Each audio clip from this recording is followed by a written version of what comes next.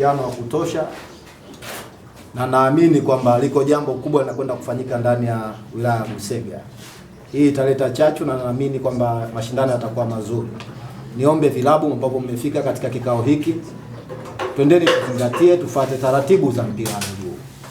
Mpira wa miguu sio mchezo wa kujificha, ni mchezo wa wazi.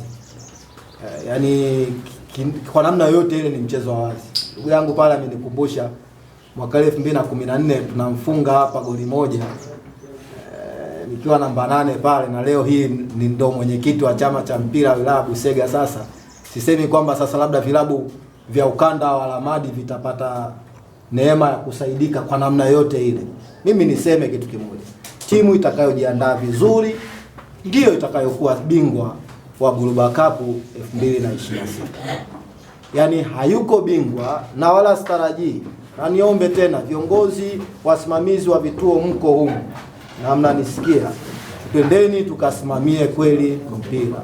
Mashindano yawe yatengeneze iwe kioo sasa ya kufanya ionekane kwamba Busega mpira unachezwa.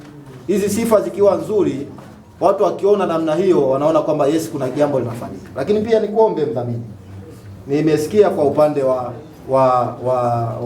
sport gears ambazo mweza kusema, mimi nikuombe utuongezee na stocking kwa hawa wachezaji, ili wanapokuja wasije huyu kavaa socks za pundamilia za shule ya msingi, huyu kavaa nyeusi.